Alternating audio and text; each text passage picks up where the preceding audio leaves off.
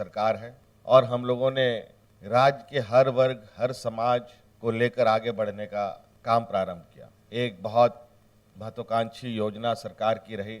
आपकी योजना, आपकी सरकार, आपके द्वार कार्यक्रम के माध्यम से हम लोगों ने 2021 से राज्य के अंतिम व्यक्ति तक पहुंचने का प्रयास किया और कल ही इसकी अंतिम 2023 का पड़ाव भी खत्म होगा। देश का सबसे पिछड़ा राज्य होने के वजह से राज्य में गरीबी, पिछड़ापन, शैक्षणिक, आर्थिक, सामाजिक जो विषमताएं थी उसको हम लोगों ने कम करने का पुरजोर कोशिश किया।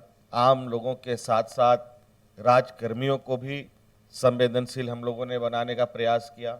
आज हम लोगों ने जो सरकार बनने के पहले इस बात को निर्णय किया था कि ये सरकार गांव से चलेगी, गांव के लोगों की भावनाओं के साथ चलेगी, राज्य की जनता की भावना के साथ चलेगी। कई चुनौतियां आई, इस बीच में अभी भी चुनौतियां हैं। ऐसा नहीं कह सकते कि सारी चुनौतियां खत्म हो गई, क्योंकि ये देश का एक लोकतांत्रिक व्यवस्था है, एक फेडरल संघीय ढांचा है जिसके अनुरूप राज्य सरकार, केंद्र सरकार एक समन्वय स्थापित करते हुए आगे बढ़ती है।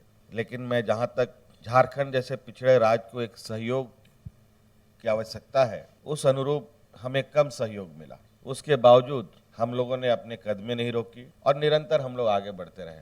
किसानों के लिए, मजदूरों के लिए, महिलाओं के लिए, मजदूरों के लिए, बेरोजगार युवकों के लिए, युवतियों के लिए, हर वर्ग को छूने का हम लोगों ने प्रयास किया और विभिन्न योजनाओं के माध्यम से उनको जोड़ने का प्रयास किया। आप सबको मालूम है हमारे राज्य में 80% के लगभग का जो संख्या है वो लोग ग्रामीण परिवेश में रहते हैं और मुझे लगता है कि इस राज्य का अगर सर्वांगीण विकास की राह पर चलने का अगर हम संकल्प लेते हैं तो झारखंड में गांव को छोड़े बगैर विकास की राह पर आगे बढ़ना संभव नहीं है। हमारा ये मानना है कि गांव मजबूत होगा तो शहर मजबूत होगा, शहर मजबूत होगा तो राज्य भी मजबूत होगा। राज्य बने हुए 20 साल हो गए, 23वां साल चल रहा है अभी।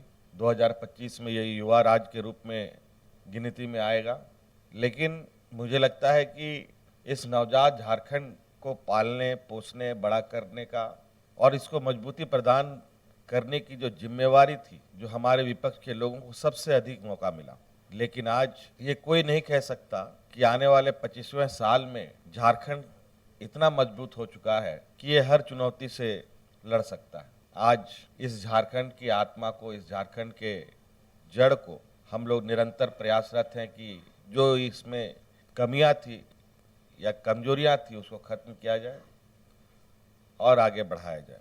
हम लोगों ने सरकार के अंग के रूप में कार्य कर रहे कर्मचारियों को भी, चाहे वो पुलिसकर्मी हो, शिक्षक हो, अनुबंध कर्मी हो, सभी को साथ में लेकर बढ़ने का काम किया है, सबके साथ मिलकर काम किया। आज हमारे राज्य के कर्मी और देश के लगभग सभी कर्मचारी अपनी पुरानी पेंशन को लेकर आए दिन चिंताओं से ग्रसित होकर सड़कों पर उतरते हैं। आपको मालूम होगा कि पुराना पेंशन स्कीम शायद देश में पहला ये राज्य था जिसने ये लागू किया। उसके बाद कई राज्यों ने भी लागू किया और कई राज्यों में इसकी मांग भी है। इसके साथ साथ चूंकि राज्य सबसे गरीबी का प्रकोप झेल रहा है, इसको लेकर राज्य के सभी बुजुर्गों को, सभी असहाय महिला, जो विधवा महिलाएं हैं, जो परित्याग महिलाएं हैं, जो विकलांग लोग हैं, सभी को हम लोगों ने सर्वजन पेंशन से जोड़ा। मुझे लगता है कि इस राज्य की जो पहली प्राथमिकता होनी चाहिए थी वो सामाजिक सुरक्षा पर होनी चाहिए थी, तो उसको भी हम लोगों ने बल दिया। हमारी आने वाली पीढ़ी, हमारी जो छात्र छात्राएं हैं, उनकी छात्रवृत्ति की बढ़ोतरी की बात हो, सावित्रीबाई फुले योजना से बच्चियों को सशक्त करने की बात हो, मरांगोंग के जयपाल सिंह पारदर्शी छात्रवृत्ति से विदेशों में शिक्षा ग्रहण करने की बात हो, किसान ऋण की माफ़ी की बात हो, मुख्यमंत्री रोजगार सृजन योजना के माध्यम से स्वरोजगार उत्पन्न करने की बात हो, विभिन्न पदों में सरकारी नियुक्ति की बात हो, विभिन्न पदों की नियुक्ति की नियमावली पहली बार बनाने की बात हो, कई सारी चीज़ें हैं।